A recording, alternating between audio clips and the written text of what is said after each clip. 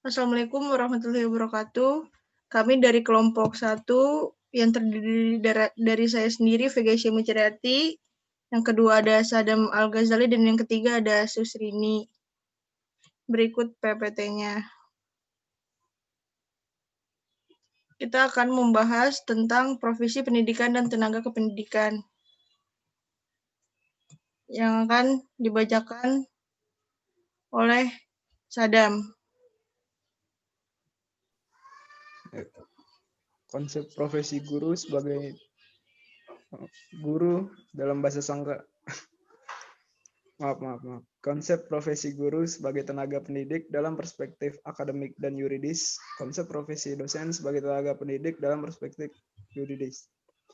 Guru dalam bahasa Sanskerta yang berarti guru, tetapi arti secara harfiahnya adalah berat, adalah seorang pengajar suatu ilmu. Dalam bahasa Indonesia, guru umumnya merujuk pendidik profesional dengan tugas utama mendidik, mengajar, membimbing, mengarahkan, melatih, menilai, dan mengevaluasi peserta didik. Secara formal, guru adalah seorang pengajar di sekolah negeri ataupun swasta yang memiliki kemampuan berdasarkan latar belakang pendidikan formal minimal berstatus sarjana, dan telah memiliki ketetapan hukum yang sah sebagai guru berdasarkan Undang-Undang Guru dan Dosen yang berlaku di Indonesia. Next. Guru tetap guru yang telah memiliki status minimal sebagai calon pegawai negeri sipil dan telah ditugaskan di sekolah tertentu sebagai instansi induknya. Lalu ada guru honorer, yaitu guru tidak tetap yang sering disebut guru honorer belum berstatus minimal sebagai calon pegawai negeri sipil dan digaji di bawah upah minimum atau UMR. Next. Menurut National Education Association atau NIA, guru disebut sebagai profesi.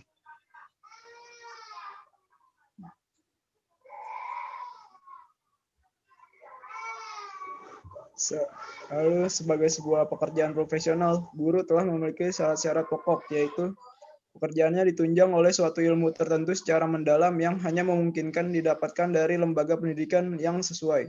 Profesi yang menekankan kepada suatu keahlian dalam bidang tertentu yang spesifik sesuai dengan jenis profesinya. Tingkat kemampuan dan keahlian guru didasarkan kepada latar belakang pendidikan yang dialaminya, yang dia akuinya oleh masyarakat, dan profesi guru dibutuhkan oleh masyarakat sekaligus memiliki dampak terhadap sosial kemasyarakatan. Next. Profesi guru adalah jabatan profesional yang memiliki tugas pokok dalam proses pembelajaran.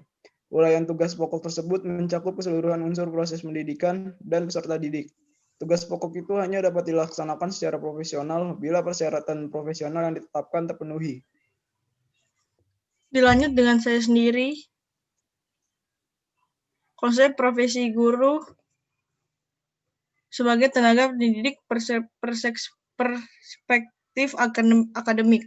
Profesi guru dalam pandangan akademik, guru merupakan suatu pekerjaan profesional yang memerlukan suatu keahlian khusus sehingga kedudukan guru dalam proses pembelajaran masih belum dapat digantikan oleh mesin secanggih apapun. Keahlian khusus dinilai yang membedakan profesi guru dengan profesi yang lainnya. Undang-Undang Nomor 14 Tahun 2005 tentang Guru dan Dosen Bab 1 Pasal 1 kualifikasi akademik adalah ijazah jenjang pendidikan akademik yang harus dimiliki oleh guru atau dosen sesuai dengan jenis jenjang dan satuan pendidikan formal di tempat penugasan. Yang kedua ada Bab 2 Pasal 2, yaitu guru mempunyai kedudukan sebagai tenaga profesional pada jenjang pendidikan dasar, pendidikan menengah, dan pendidikan anak usia dini yang jalur pendidikan formal yang diangkat sesuai dengan peraturan perundang-undangan. Pengakuan kedudukan guru sebagai tenaga profesional sebagaimana dimaksud pada ayat 1 dibuktikan dengan sertifikat pendidik.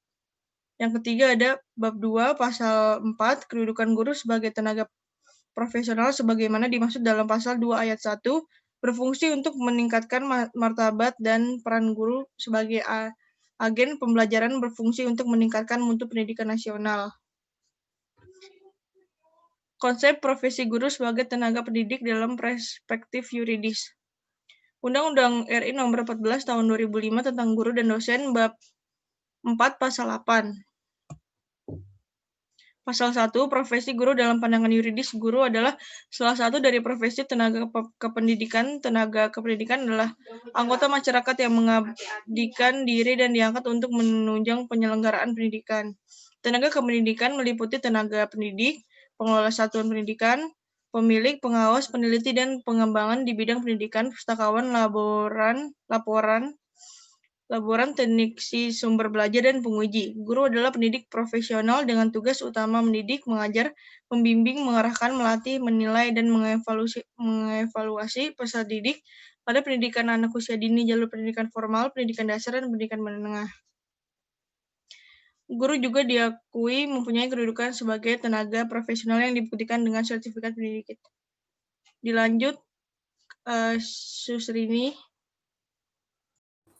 UU RI nomor 14 tahun 2005 tentang guru dan dosen, dan PP nomor 37 tahun 2009 tentang dosen. Dosen adalah pendidik profesional dan ilmuwan.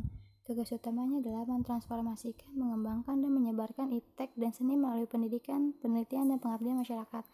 Dengan profesional adalah pekerjaan atau kegiatan, keahlian, atau kemahiran yang memenuhi mutu standar profesi dan kualifikasi akademik.